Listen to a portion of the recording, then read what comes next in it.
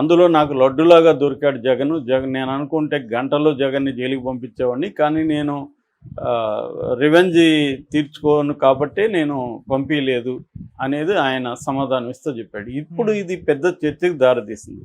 నిజానికి చంద్రబాబు చెప్పినట్టుగా అదానీ దగ్గర జగన్ లంచం తీసుకున్నాడనే మాట అమెరికన్ ఏజెన్సీ చెప్పలేదు డైరెక్ట్గా. యాక్చువల్గా అది ఏం జరిగింది, సికి అంటే సోలార్ ఎనర్జీ కార్పొరేషన్తో Adani Green Energy Limited, Azure Global Power Limited, ఈ రెండు సంస్థలు 12 గిగావాట్ల సోలార్ ఎనర్జీ సప్లై చేయడానికి ఒప్పందం కుదుర్చుకున్నాయి.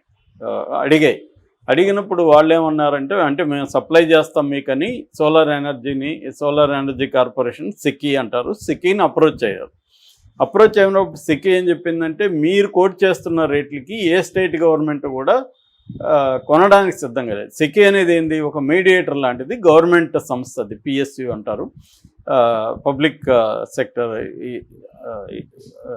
ఇదనమాట. అది వీళ్ళ దగ్గర కొని స్టేట్లకి స్టేట్లో ఉండే పవర్ డిస్ట్రిబ్యూషన్ కంపెనీస్కి అది సప్లై చేయాలి. మామూలుగా దాని రోల్ అది. సో వీళ్ళు అడిగితే స్టేట్లు మీరు రేట్లకి అది ఎవరు లేదంటే, అప్పుడు వీళ్ళు ఏం చేశారంటే అదానీ వాళ్ళు జగన్ని అప్రోచ్ అయ్యారు. తమిళనాడు గవర్నమెంటు, ఒరిస్సా, ఛత్తీస్గఢ్, జమ్మూ కాశ్మీర్, ఈ 5 రాష్ట్రాల ప్రభుత్వాలతో వాళ్ళు మాట్లాడుకొని మీరు కొనడానికి వీళ్ళని ఒప్పించి సిక్కీకి చెప్పారు, ఇట్లా 5 రాష్ట్రాల ప్రభుత్వాలు 12 గిగావాట్లు కొంటారు, మీరు తీసుకోండి అని. సో సిక్కీ వీళ్ళతో ఒప్పందం చేసుకుంది, ఈ 5 రాష్ట్రాలతో సిక్కీ ఒప్పందం చేసుకుంది. ఈ 12 గిగావాట్లలో 7 గిగావాట్లు జగన్ ప్రభుత్వం రెడీ అయింది కొనడానికి 25 ఏళ్ళకి. సో జగన్ సిక్కీతో ఒప్పందం చేసుకున్నాడు. సిక్కీ అదానీ దగ్గర, అజూర్ దగ్గర కొని ఈ 5 రాష్ట్రాలకి సప్లై చేస్తుంది. ఇది ఒప్పందం. అయితే ఈ అజూర్ అనేది న్యూయార్క్ స్టాక్ ఎక్స్చేంజ్లో ఉంది. అట్లాగే అదానీ, అజూర్ కలిసి అక్కడ కొంత పెట్టుబడులు కలెక్ట్ చేశారు అమెరికాలో.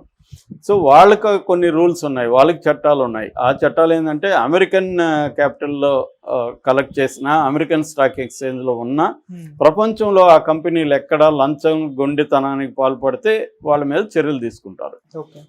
దాన్ని బేస్ చేసుకొని అమెరికాలో ఉండే జస్టిస్ డిపార్ట్మెంటు కేసులు పెట్టింది.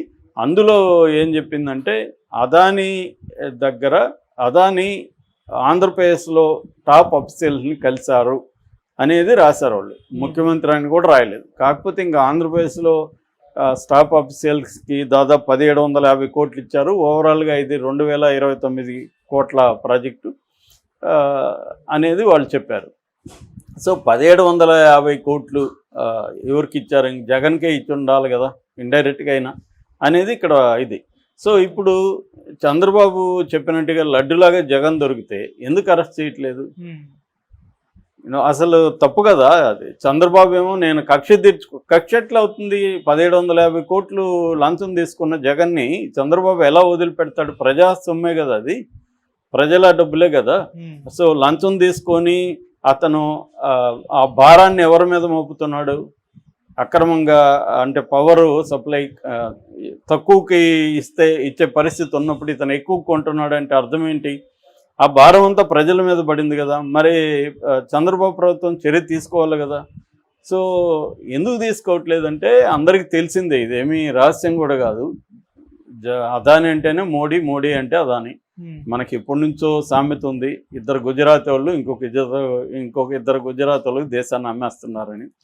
సో మనకి మోడీ రాకముందు అదానీ ఎవడికి కూడా తెలిసేది కాదు. సో అదానీ, అంబానీలకి మోడీ, అమిత్ షా దేశాన్ని అమ్మేస్తున్నారు, దేశంలోని వనరుల్ని తక్కువకి ఇచ్చేస్తున్నారు, వాళ్ళకి కట్టబెట్టేస్తున్నారు అనేది అసలు దేశమే కాకుండా విదేశాల్లో కూడా అదానీ, అంబానీల వ్యాపారాలు బేస్ చేసుకొని మన విదేశీ విధానం కూడా రూపొందిస్తూ ఉన్నారు అన్న విమర్శలు కూడా వస్తున్నాయి.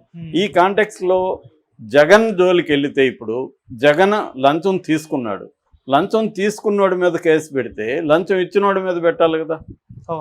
సో లంచం ఇవ్వకుండా అయితే ఇతను తీసుకోడు కదా. మరి తీసుకున్నప్పుడు ఆ ఒప్పందం మీద కూడా రివ్యూ చేయాలి కదా, సిక్కితో కూడా మాట్లాడాలి కదా.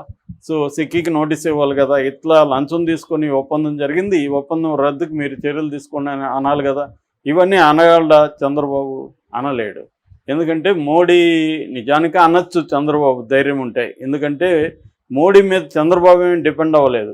చంద్రబాబు ప్రభుత్వం బీజేపీ ఉన్నా లేకపోయినా, జనసేన ఉన్నా లేకపోయినా చంద్రబాబు ప్రభుత్వానికి ఏ రకమైన డోకా లేదా, బ్రహ్మాండమైన మెజార్టీ ఉంది, 135 సీట్స్ ఉన్నాయి.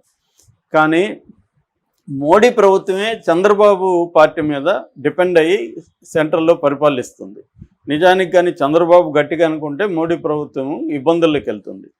మరి అట్లాంటప్పుడు చంద్రబాబు ఎందుకు భయపడుతున్నాడు అంటే, ఆయన గత 10 ఏళ్ళుగా చూసినప్పుడు ముఖ్యంగా 2008 నుంచి బీజేపీకి భయపడుతూనే ఉన్నాడు, బీజేపీతో లేకపోయినా కూడా. సో ఆ భయం వల్లనే చంద్రబాబు ధిక్కరించట్లేదు. జగన్ వరకు మాట్లాడతాడు తప్ప మోడీ వరకు మాట్లాడట్లేదు. పోనీ జగన్ ఏమైనా ధైర్యంగా ఉన్నాడంటే, జగన్ కూడా 10 ఏళ్ళుగా బీజేపీకి సరెండర్ అయ్యే ఉన్నాడు. ఎందుకంటే బీజేపీ టాక్టిక్స్ ఏంటంటే, తమతో ఉన్నా తమతో లేకపోయినా ఆ పార్టీల నాయకుల మీద కేసులు పెట్టి వాళ్ళని ఒక్కోసారి అవసరమైతే జైలుకి పంపించి వాళ్ళని కంట్రోల్ చేయడం అనేది బీజేపీ పార్టీ యొక్క పాలసీ.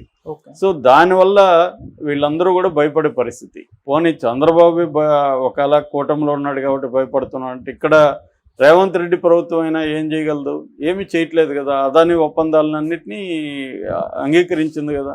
అంటే ఇక్కడ ఒకటి ఏంటంటే, లీగల్గా తీసుకున్నప్పుడు ఇట్స్ నాట్ దట్ ఈజీ. ఒకసారి ఒప్పందాలకు వెళ్ళిపోయినా కూడా దాన్ని క్యాన్సిల్ చేయడం అనేది లీగల్ ప్రాసెస్, చాలా టైం పడుతుంది.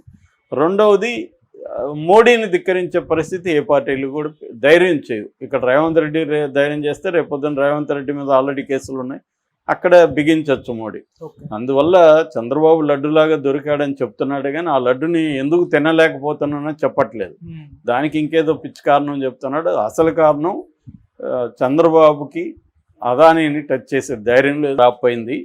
నిన్నటికైతే 62% దాదాపు 61.5%. సో రఫ్గా 62% డ్రాప్ అయిపోయినాయి కలెక్షన్లు. మొన్నటికేమో 13,20,00,000 మొన్న కలెక్ట్ చేస్తే, నిన్న అది 5 కోట్లకి డ్రాప్ అయిపోయింది. ఈరోజు రేపు ఎల్లుండి అంటే వీకెండ్కి ఏమన్నా పికప్ అవుతుందేమో చూడాలి. ఏదేమైనా డ్రాప్ అయితే అయింది. అయితే 4 వారాలు అయినాక డ్రాప్ అవ్వడం అనేది వెరీ కామన్ థింగ్. ఇప్పటికి కూడా కలెక్షన్లు అయితే గట్టిగానే ఉన్నాయి. ఇప్పుడు మనం 4 వారాలు చూస్తే, ఫస్ట్ వీక్ ఇండియన్ దీంట్లో 725,80,00,000 కలెక్ట్ చేసింది. సెకండ్ వీక్ 264,80,00,000 కలెక్ట్ చేసింది. థర్డ్ వీక్ 129,50,00,000 కలెక్ట్ చేసింది. ఫోర్త్ వీక్ 69,75,00,000 కలెక్ట్ చేసింది. ఓవరాల్గా ఇప్పటి వరకు నిన్న మేకర్స్ రిలీజ్ చేసిన దాని ప్రకారం 1,799 కోట్లు కలెక్ట్ చేసింది. అంటే రఫ్గా మనం 1,800 కోట్లు వేసుకోవచ్చు. 1,800 crores ఇప్పటి వరకు కలెక్ట్ చేసింది. ఈ 1,800 crores కలెక్ట్, దీనికంటే ఎక్కువ కలెక్ట్ చేసిన సినిమాలు ఇప్పటి వరకు ఒకటే ఉన్నాయి. బాహుబలిని దాటేసింది. బాహుబలి 2 ఎంత చేసింది? 1,788 కోట్లు బాహుబలి. అది కూడా ఫైనల్ రన్కి, 4 వారాల కలెక్షన్ కాదు, అది ఫైనల్ రన్.